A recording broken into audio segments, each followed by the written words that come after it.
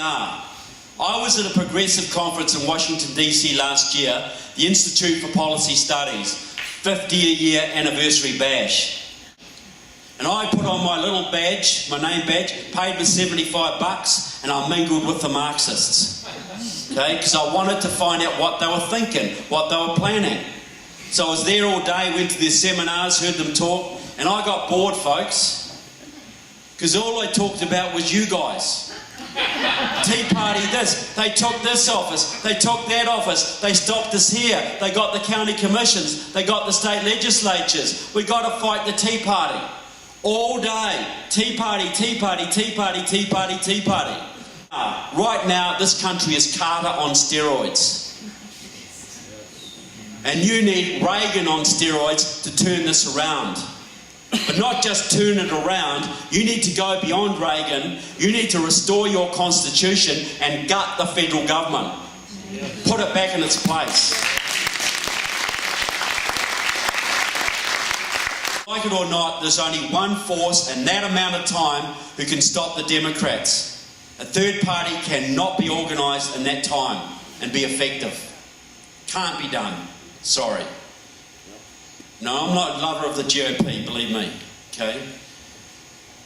The Republican Party can do it, but the most important factor is the character of that Republican Party. Because if they are allowed to give you a fat boy from New Jersey, or Jeb Bush, sorry for any weight challenge people here, but you know, if they're allowed to give you Bush or Christie, you're going to lose people. And even if you fluke a win, you still lose. Because progressivism just rolls on.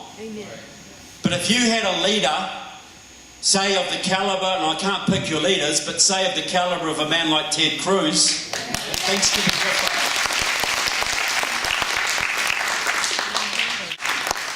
Now, this is what I would do if I was a man like Ted Cruz. Now, to me, to win this battle, you need every element of that old Reagan coalition. You can't afford to lose anyone. Because you're going to have the media against you, vote fraud, you name it. You've got to have them all, folks. Now, you can't afford to lose those 1% of young libertarian kids who voted for Gary Johnson last time. Or the 2 million, 4 million Republicans who stayed home last time.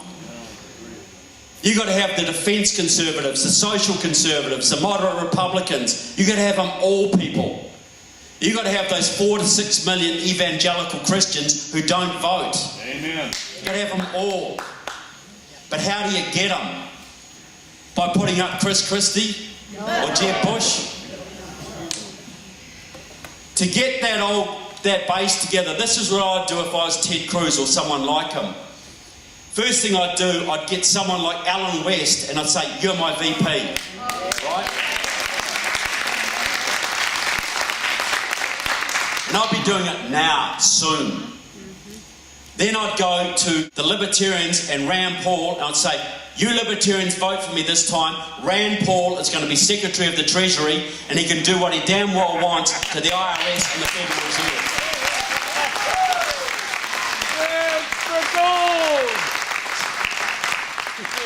And you energy voters, Sarah Palin, Secretary of Energy, drill baby drill, open it up. John Bolton, Secretary of State, sick 'em John. You know, Dr. Ben Carson, Secretary of Health and Human Services. Mark Levin, Attorney General.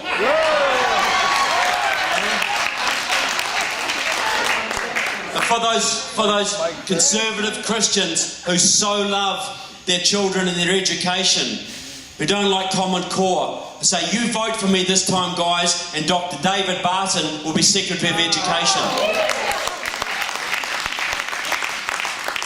You can go through the list, folks. You've got leaders out there who know what to do.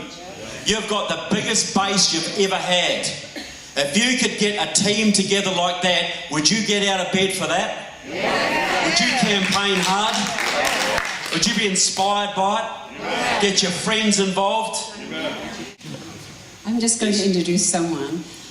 This is Anthony Riedel. He is running now for Congress for Rob Whitman's seat, a young, very conservative Republican.